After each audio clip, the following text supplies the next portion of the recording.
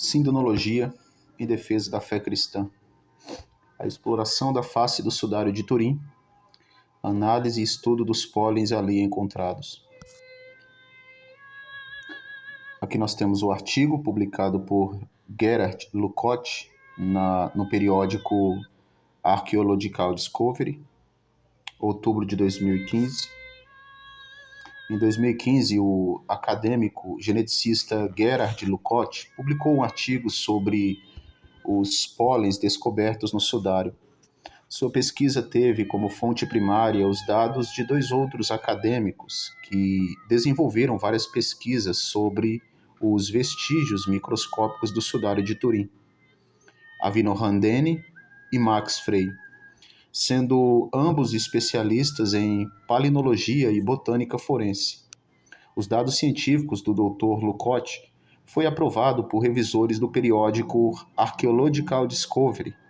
Em sua tese, ele apresenta convincentes evidências de que o sudário de Turim é uma relíquia originária do Oriente Médio, contrapondo assim as críticas ateístas que reivindicam ao sudário uma idade medieval e origem europeia, visando assim se livrarem da alegação de que a mortalha é uma inequívoca prova da morte e ressurreição de Jesus Cristo.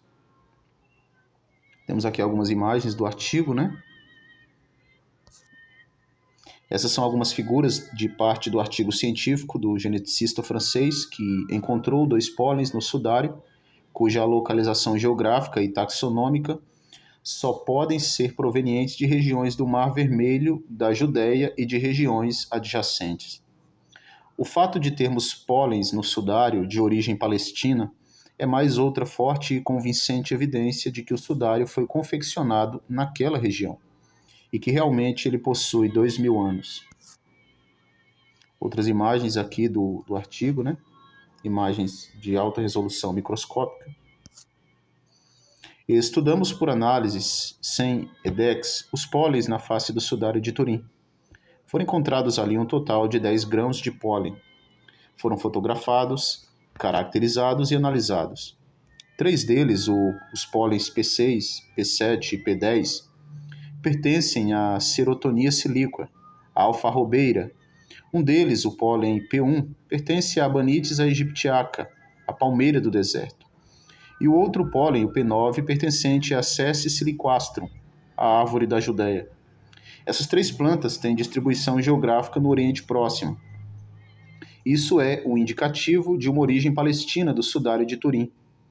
2 grãos de pólen, o P3 e o P4, pertencem ao Myosotis ramosissima, provavelmente flores de miocite, foram depositadas posteriormente no sudário de Turim, em reverência a este venerável e simbólico objeto. Imaginar que algum falsário medieval iria inserir pólens invisíveis a olho nu em sua obra para enganar os cientistas do século XXI com seus microscópicos de grande resolução é de uma insanidade sem tamanho, para não dizer patético. Esses grãos, que são poeiras moleculares, são invisíveis, e se o tecido do sudário realmente fosse uma obra de um habilidoso artista medieval, como sustentam os cientistas materialistas convencionais, então jamais encontraríamos famílias de pólens originária da Palestina, visto que desde o século XIV, quando o sudário apareceu na França, sua documentação tem sido atestada e sabe-se que depois disso o linho nunca mais peregrinou pelo Oriente Médio.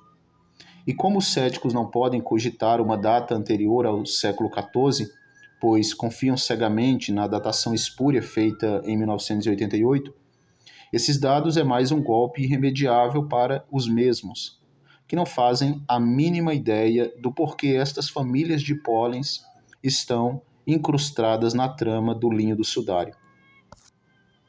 Temos aqui mais imagens do artigo, figura 2. A morfologia do pólen é relativamente bem mantida em quase todos os casos, o que permite determinações precisas. E pela rigidez do seu envoltório, que o pólen, por exemplo, o P9 Cessis siliquastrum, quebrado em seu topo, se mantém no tamanho, na forma e nos detalhes de sua estrutura. Uma observação notável sobre as 3 plantas, a Ceratonia siliqua, a Balanites aegyptiaca e a Cessi siliquastrum, cujos pólens encontramos nas suas distribuições geográficas, conforme a tabela 3, principalmente no Oriente Próximo. Por não ser uma prova absoluta, ela representa uma forte argumentação indicativa em favor da origem palestina do tecido do sudário. Nenhum desses 3 tipos de grãos de pólen foi listado em Max Frey, no ano de 1982, ou em Avinoam Dene, em 1999. Temos aqui, então, uma tabela de mapeamento por distribuição geográfica, né, da onde esses pólens são encontrados. A Ceratonia siliqua, né, que foram encontrados em maior quantidade, Balanites aegyptiaca e a Cessis siliquastrum.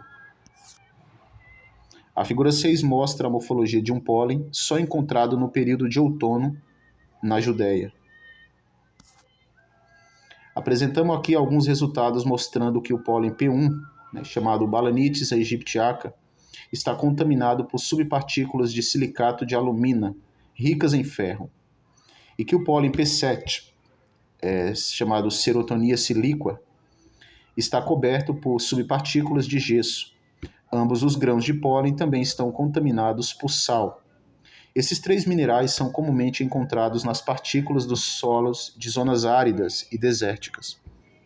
Gallium é um dos maiores gêneros de Rubiaceae, com cerca de 400 espécies distribuídas em regiões temperadas e tropicais do mundo. Não podemos determinar as espécies do gênero Gallium, o pólen P5, que também observamos. O mesmo se aplica ao pólen P8, sendo a família Chenopodiaceae representada por mais de uma centena de gêneros, amplamente distribuídos nos ambientes salinos das zonas subtropicais e temperadas do mundo, especialmente ao redor dos mares Mediterrâneo, Cáspio e Mar Vermelho.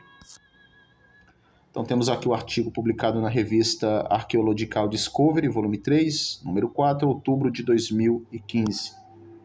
Então, temos aí mais um artigo acadêmico, um artigo científico em revista de prestígio internacional, tratando aí de mais uma evidência do sudário de Turim, que é a análise e o estudo dos pólens encontrados na face do homem do sudário. Artigo publicado pelo acadêmico Gerard Lucotte.